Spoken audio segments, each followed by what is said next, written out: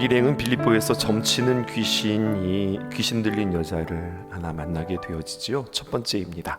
귀신 들린 여종을 고치시는 내용이 16절에서 18절에 기록되어져 있습니다. 16절 우리 함께 읽어보십시다. 우리가 기도하는 곳에 가다가 점치는 귀신 들린 여종 하나를 만나니 점으로 그 주인들에게 큰 이익을 주는 자라. 여러분, 오늘 점치는 귀신 들린 여인, 이 여인을 우리 원어에서는 뭐라고 표현하고 있냐면 파이톤, 이렇게 표현하고 있습니다. 이 파이톤은요, 그리스 신화에서 신의 뜻을 전하는, 이걸 신탁이라고 하잖아요. 신의 뜻을 전하는 비단 뱀을 가리키는 말이에요. 그러니까 신의 뜻의 신탁을 이들은 무엇을 통해 했냐면 이만한 보리바구니 같은 데에다가 말입니다, 이렇게 비단뱀이 술렁술렁 나오는 것을 통하여서 이게 신의 계시다, 신의 뜻이다, 이렇게 그 당시에 믿어보았다는 거예요. 그런데 이 비단뱀이 중요한 게 아니라 오늘 본문에 보면은요, 우리가 유의해서 보아야 할 게 있어요. 여러분, 이거 놓치지 말아보세요. 그건 바로 뭐냐면 이 바울의 일행들이 지금 뭐 하다가 귀신 들린 사람을 만난 거죠? 뭐 하다가 이 귀신에 사로잡힌 사람들을 만난 거죠? 기도하러 가는 중에 만난 일입니다. 바울 일행이 기도하는 곳에 가다가 그 길 위에서 점치는 귀신 들린 여인을 만나게 되어지는 겁니다. 그리고 바울은 예수의 이름으로 여인에게 들어와 있는 그 귀신을 꾸짖고 쫓아냅니다.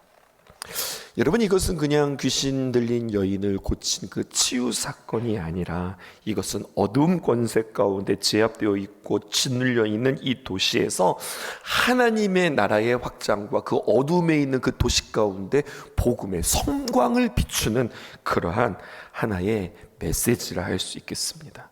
하나님께서 이 도시에 무엇을 할 것인가? 그리고 이 싸움의 본질은 무엇인가? 처음에 복음의 역사가 시작되려면요, 이런 역사들이 일어나게 되어져 있어요. 이건 우리에게도 동일합니다. 어둠의 권세 잡은 자들이 가만히 있지 않는다니까요. 우리가 금식하고 모이고 찬양하고 집중하고 하나님의 놀라운 일들을 꿈꾸며, 우리 다른 거 하는 게 아니잖아요. 주제가 무엇입니까? 영적 각성. 우리가 다시 한번 영적으로 깨어나자는 이야기예요. 이 가운데 아마 모르긴 몰라도 아마 지금 마귀들은 초긴장을 하고 있을 겁니다. 나름대로 자신들도 대열을 갖추고 어쩌면 우리를 공격하고 있을런지 모릅니다. 그냥 설렁설렁 지켜보고 있지 않습니다. 어떤 모양이든지 어떤 방법으로든지 이 상황을 흔들 것입니다. 여러분, 이것을 보실 줄 아셔야 합니다. 그럴 때 영적인 경험과 말씀의 기초가 없고 이런 영적인 이론이 없으면 현상에 따라서 심란하기도 하고 두려워하기도 하고 마음이 빼앗기도 하고 유혹에 넘어가기도 하고 신앙이 흔들리기도 한다는 이야기죠. 오늘 본문에서도 보면은요, 다양한 방법들이 다 동원됩니다. 점치는 귀신으로 대변되어지는 어둠의 권세 잡은 자의 적극적인 공격이 시작되었습니다. 그런데 보세요, 오늘 이 본문에 보면은요, 이 마귀가 공격하기 시작하는데 그 마귀의 공격을 오늘 우리가 유심히 바라볼 필요가 있습니다. 정확하게 적용해 보세요. 뭐라고 이야기하는가? 이빨을 드러내며 발톱을 드러내며 으르렁거리면서 이들에게 나타나는 것이 아니라 광명한 천사로 가장하고 선한 척하면서 온갖 수단을 통하여서 강하게 저항하는 모습을 보게 됩니다. 17절입니다. 뭐가 틀렸나 보세요. 그가 바울과 우리를 따라와 소리질러 이르되, 막 방해하고 못살게 굴고 막 소리질러 돌을 던지고 이러는 것이 아니라 뭐가 틀린가 보세요. 이 사람들은 지극히 높은 하나님의 종으로서 구원의 길을 너희에게 전하는 자라. 지금 도와주고 있어요? 방해하고 있어요? 이 사람들은 지극히 높은 하나님의 종으로서 구원의 길을 너희에게 전하는 자라. 틀린 말 찾아보세요. 어디 틀린 말이 있어요? 이렇게 외치고 다니면 이 바울과 그리고 실라가 복음을 전하는 일에 무척 도움이 되는 거 아니에요? 귀신 들린 점치는 여종이 바울의 정체를 알아보았습니다. 바울을 알아보고 큰 소리로 지르는데 표면적으로 볼 때는 마치 칭송처럼 보이고 같이 전도하는 사람처럼 보이죠. 그런데 여러분, 헬라어 원전의 이 점치는 여종이 말한 구원의 길이라고 하는 말이요, 호도스라고 적혀져 있는데 영어 성경을 빌려오면 여러분 금방 눈치챌 수 있어요. NASB라고 하는 성경에 보이는 이 구원의 길을 A way of salvation 이렇게 표현되어 있어요. 영어를 써서 죄송한데요, 그 구원의 길을요, A way, 구원의 한 길이라고 표현하고 있어요. 무슨 소리예요? 구원은 여러 길 가운데 한 길, A way가 아니라 The way입니다. 그 길입니다. 구원은 오직 하나님의 그 복음밖에 없는 겁니다. 그런데요, 이 귀신 들린 자가 살짝 바꾸어 놨어요. 여러분, 구원의 한 길을 우리에게 보여주고 있습니다. 이렇게 이야기하는 거예요. 이 말은 무엇이냐면 구원의 여러 길이 있는데 그 가운데 이 한 길을 우리에게 보여주는 겁니다. 언뜻 들으면 모르는 거예요. 그런데 이렇게 살짝 바꾸어서 복음을 변질시키는 The way가 아니라 A way of salvation 이렇게 표현하고 있더라고요. 여러분, 마귀는 이렇게 교묘합니다. 뿐만 아니라 여러분, 그 여인이, 이 귀신 들린 여인이 막 이렇게 외칠 때 가만히 보세요. 이들은 복음에 집중할 것 같아요? 아니면 그 복음을 전하는 바울과 실라에게 집중할 것 같아요? 여러분, 은연중에 사람에게 집중하게 합니다. 저 위대한 사람, 지극히 높은 하나님의 종입니다. 하나님을 높이는 것 같죠? 아닙니다. 저 사람들이 그 지극히 높은 하나님의 종들입니다 라고 이야기하면서 그들이 외치는 복음에 집중하게 하는 것이 아니라 그 사람에게 집중하게 하는 거죠. 여러분, 그러므로 분별하셔야 합니다. 유명한 사람이 우리에게 중요한 것이 아닙니다. 야, 유명한 강사가 온대, 이게 중요한 게 아닙니다. 그의 입술을 통하여서 우리에게 선포하시는 구원의 말씀이 중요한 겁니다. 그 말씀이 우리를 깨우는 겁니다. 아멘이십니까? 그리고 우리는 또 한 가지 속지 말아야 할 것은 그것을 통해서 우리의 목표는 얼마나 숫자가 많이 모이느냐가 중요한 것이 아니라 그 말씀을 듣고 우리는 얼마나 깨어 있느냐, 이것이 중요한 겁니다. 찬양팀들은 한 주간 동안 작정하면서 기도하기로 했어요. 여러분, 30분도 채 안 되는 그 찬양을 위하여서 그냥 평소 우리 실력 가지고 한두 시간 연습하면 좋은 찬양할 수 있어요. 그런데 우리 찬양단들은 우리 신성교회에서 이번에 특별 찬양단이 모이는데 그렇게 연습하지 않기로 했어요. 한 주간 동안 자신들의 자리에서 이 새벽을 지키며 새벽을 깨우며 주님 앞에 나와 주님 앞에 기도하고 금식하고 우리의 실력으로 찬양하는 것이 아니라 우리의 영으로 주님 앞에 찬양하자, 그렇게 준비하면서 주님 앞에 나아가고 있어요.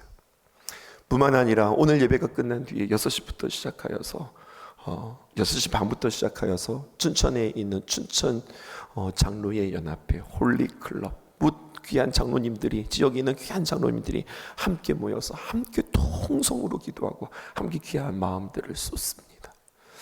여러분, 그렇게 우리는 기도로 준비할 때 이 귀한 사역들이 온전히 감당하게 되어질 줄 믿어요. 18절 볼까요? 이같이 여러 날을 하는지라. 여러분, 한 번이 아니잖아요. 이렇게 며칠을 해서 이틀도 아니에요. 여러 날을 따라다니면서 이렇게 하니 사도 바울은 이걸 분별하고 있는 거거든요. 얼마나 괴로울까요? 성경에 보니까 이렇게 표현되어 있습니다. 바울이 심히 괴로웠다. 바울이 심히 괴로워서 돌이 그 귀신에게 이르되 예수 그리스도의 이름으로 내가 내게 명하노니 그에게서 나오라 하니 귀신이 즉시 나온지라. 여러분, 왜 바울이 괴로웠을까요? 여러분, 그건 알았어요. 무엇을 아느냐? 자꾸만 사람에게 초점이 맞추어지도록 상황을 몰아가는 것을 그는 보았어요. 여러분, 분별하지 못하면은요, 좋다고 생각해요. 아이고 애썼어요, 수고했어요, 고마워요 라고 이야기한다고요. 분별하지 못하면 이렇게 이야기한다니까요. 근데 사도 바울은 깨어 있었습니다. 분별했습니다. 기쁜 것이 아니라 고마운 것이 아니라 심히 괴로웠습니다. 이 여인의 소리는 말이 하나님과 구원의 길을 이야기하는 것 같지만 사실 발언 속에는 바울이 드러나도록 지금 하고 있으니까요. 사람이 영광받도록 지금 바울을 높이고 있는 겁니다. 이 점을 경계하고 아주 극도로 싫어하는 바울의 모습을 우리는 보게 되어지는 겁니다. 그러자 이제 적극적으로 마귀는 전면에 나서기 시작합니다. 또 매를 맞고 옥에 갇히는 바울의 두 번째 육체의 고난이 성경에 기록되어져 있어요. 19절부터 23절 우리 함께 읽어보십시다.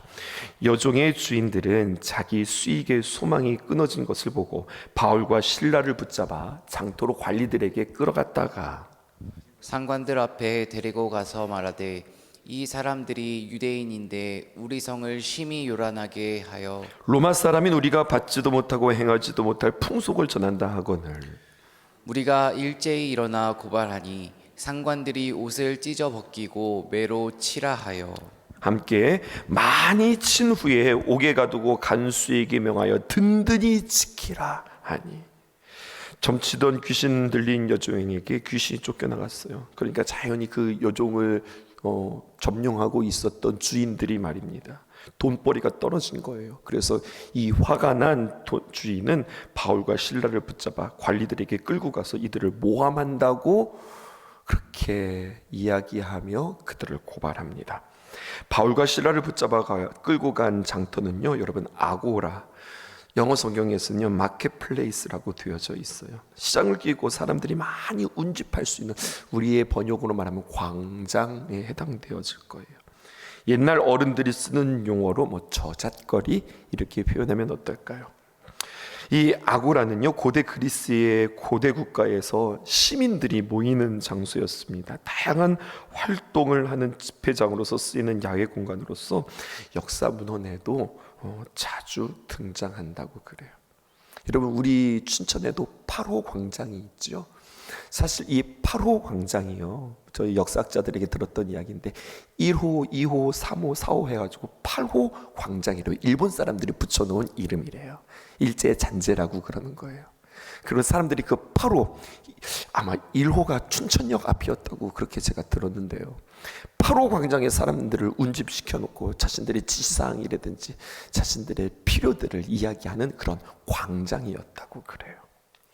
제가 만약에 틀렸으면 여러분 다시 한번 가르쳐 주세요. 여러분 했던 그런 거예요.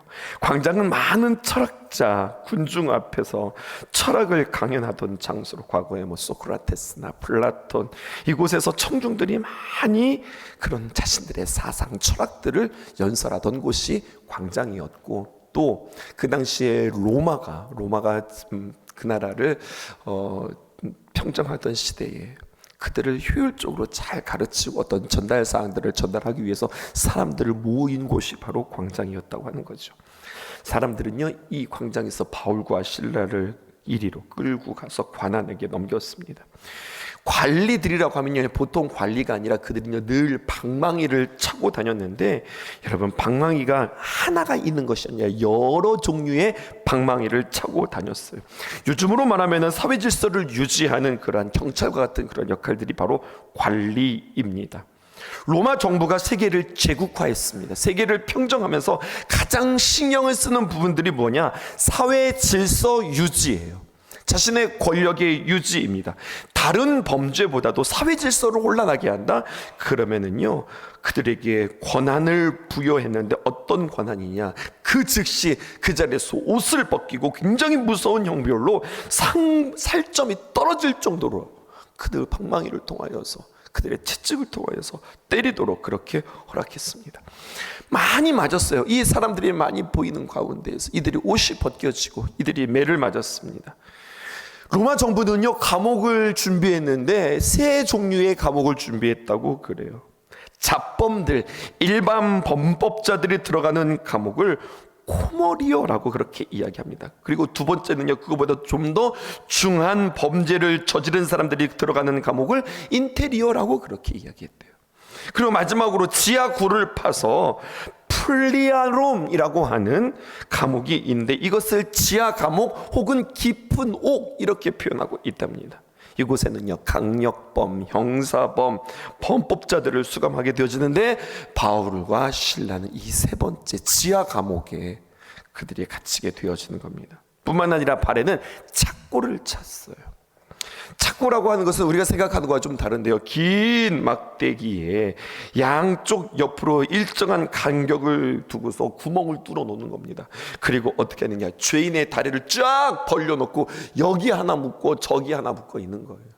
그냥 감옥에 있으니까 이렇게 웅크리고 앉아서 무릎 꿇고 기도할 수도 있고 찬송도 할 수 있고 뭐 이렇게 좀 몸이 자유로울 거라고 생각하고 어떤 독방이라고 생각하는데, 여러분 그렇지 않습니다. 온 몸이 그렇게 묶여져 있는 상황입니다. 바울과 그리고 실라는 그들에게 정말로 당장 죽게 생겼구나, 살 소망을 잃어버리는 그러한 위기를 만나는 겁니다. 하루 종일 매를 맞은 데다가 깊은 토굴 속에 수감이 되었고 다리를 찢어가지고 차고까지 채워놓았다고 생각해 보세요. 이들에게 무슨 소망이 있을까요? 근데 우리가 한 가지 더 살펴보아야 할 것이 있습니다. 세 번째입니다. 간수와 그 집안이 그 상황 속에서 예수님을 믿는 사건이 벌어져요. 25절입니다. 한밤중에 바울과 실라가 기도하고 하나님을 찬송하며 죄수들이 듣더라. 그들이 이곳에서 예배드립니다.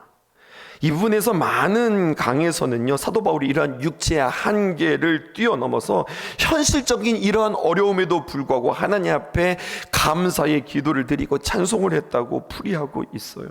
근데 여러분 잘 한번 생각해 보세요. 어느 누가 이 지경에서 맹정신으로 찬송할 수 있을까요? 일방적으로 우리가 벼랑 끝에 섰을 때 말입니다, 사방이 걸어먹혔을 때, 그때 우리가 간절히 아이고 주여, 아이고 주여 하면서 우리가 기도할 수는 있어요. 그런데 여러분, 찬송은 일반적으로 어느 때 불려지냐면 우리의 삶에 하나님께서 은혜를 베풀어 주셨을 때, 감사의 일들이 있을 때, 우리의 삶에 형통이 있을 때, 그때 우리의 입에서 터져 나오는 것이 그게 찬송이란 말이에요. 물론 기쁘고 참 좋은 일이 있을 때 아이고 하나님 참 감사합니다 라고 기도도 하지만, 참 힘들고 슬플 때 우리의 입에서 찬송이 터져 나오는 것은 이거는 쉬운 일이 아니거든요. 근데 여러분, 오늘 본문을 보면 기도와 찬송이 그들의 입술 가운데서 터져 나왔다고 하는 것은 무슨 뜻이냐, 조금 더 깊이 해석하셔야 하는데요. 우리 한글 성경에서는 이 시제에 대하여서 구분이 어렵습니다. 그런데 원전을 보게 되어지면은요, 기도했다, 그리고 그들이 찬송했다, 이렇게 기록되어져 있는데, 기도한 사건과 찬송한 사건 사이에는요, 여기는 사이가 있는 거예요. 기도하자마자 찬송한 것이 아니라, 기도하자, 여러분 하나님 앞에 자신들을 다시 한번 보게 되어지고 깨닫게 되어지는 하나님의 은혜가 그들 가운데 있었던 겁니다. 바울이 아시아로 가려고 그랬는데 하나님께서 환상 가운데 아시아로 가는 것이 아니라 빌립보에 이르게 하고 마게도니아에, 다시 말하여서 유럽의 수많은 영혼들을 위하여서 복음이 나중에는 로마에 들어갈 수 있도록 하나님께서 환상 가운데 보여주시고 그들의 걸음을 인도하였던 이야기를 우리는 앞전에서 볼 수 있었어요.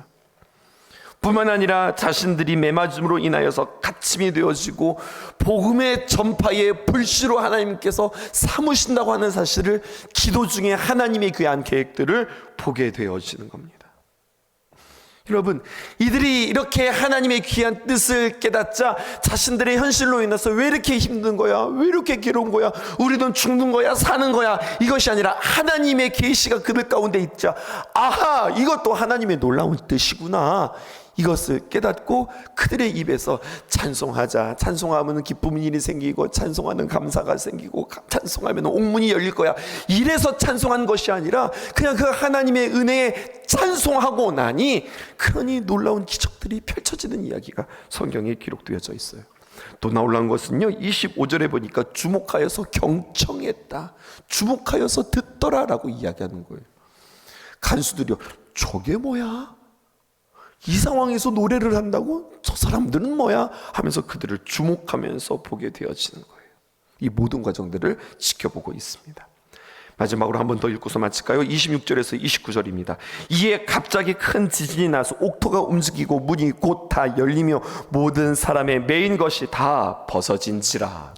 간수가 자다가 깨어 옥문들이 열린 것을 보고 죄수들이 도망한 줄 생각하고 칼을 빼어 자결하려 하거늘 바울이 크게 소리 질러 이르되 내 몸을 상하지 말라, 우리가 다 여기 있노라 하니. 간수가 등불을 달라고 하며 뛰어 들어가 무서워 떨며 바울과 실라 앞에 엎드리고. 성경은 그들이 찬송하고 기도하고 찬송할 때 지진이 나고 옥문이 열리고 그들의 매인 것들이 다 풀어졌다, 이것을 이야기하고 있는데, 성경은 이보다 더 놀라운 사건을 우리에게 이야기해 주고 있습니다. 지진이 나고 옥문이 열린 것보다 더 중요한 것, 그것은 바로 무엇인가? 그 이야기를 다음과 같이 풀어가고 있어요. 그렇게 족쇄가 풀리고 옥문이 열릴 때 바울과 실라가 뛰어나가지 않았다는 거예요.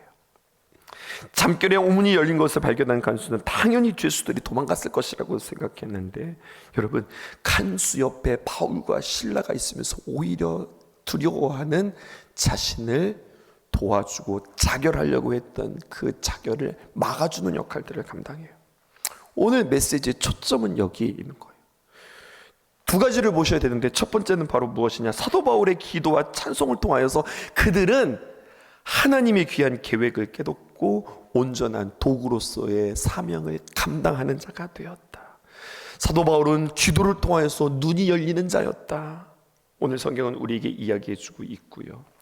또 한 가지는 바로 무엇이냐면 이것입니다.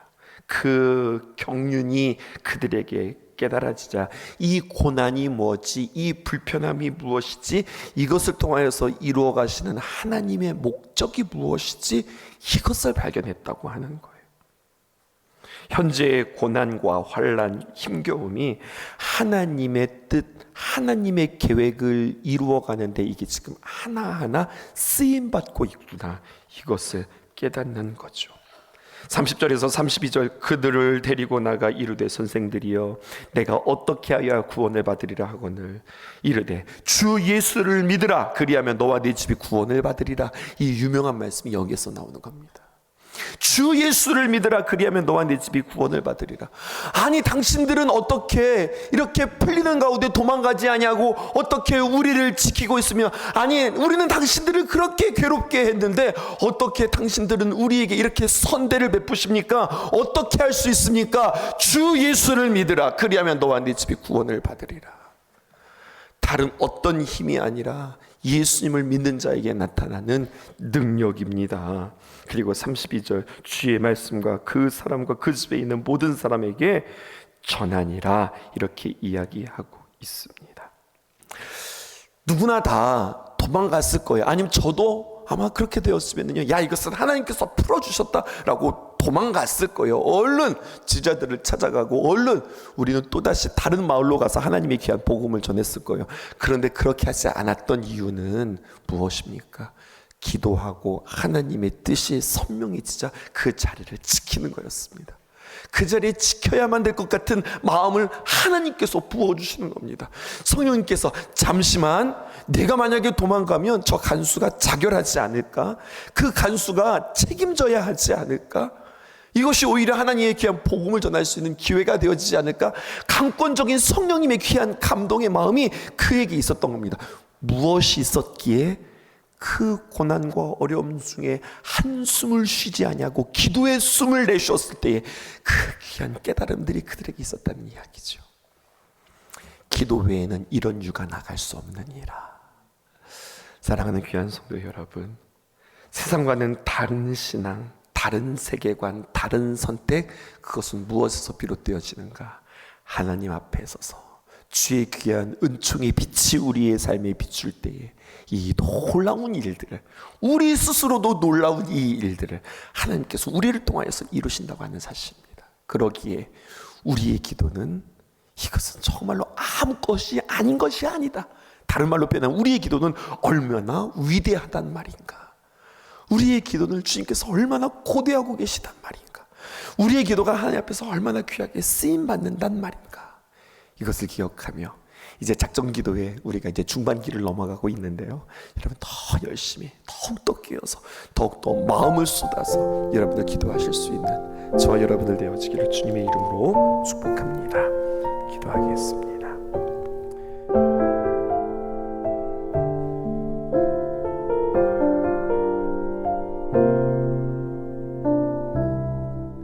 성실하신 하나님 찬양합니다.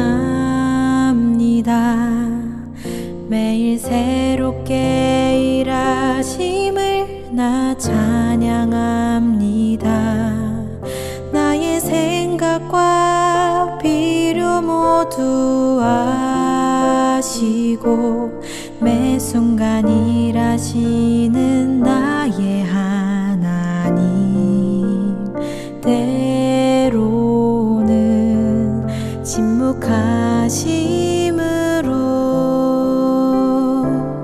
주신 실하심 느껴지지 않아도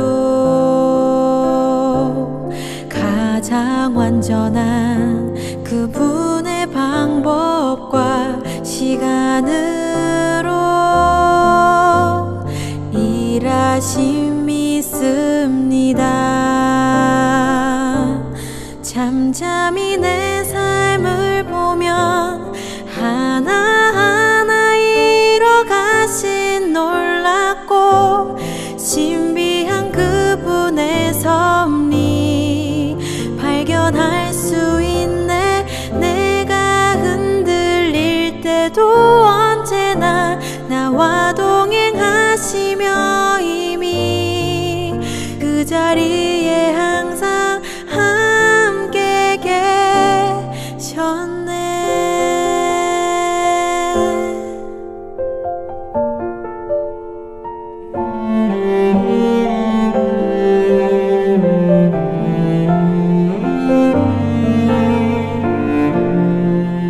성실하신 하나님 찬양합니다. 매일 새롭게 일하심을 나 찬양합니다. 나의 생각과 필요 모두 아시고 매 순간 일하시는 나의 하나님, 때로는 침묵하심으로 주신 실하심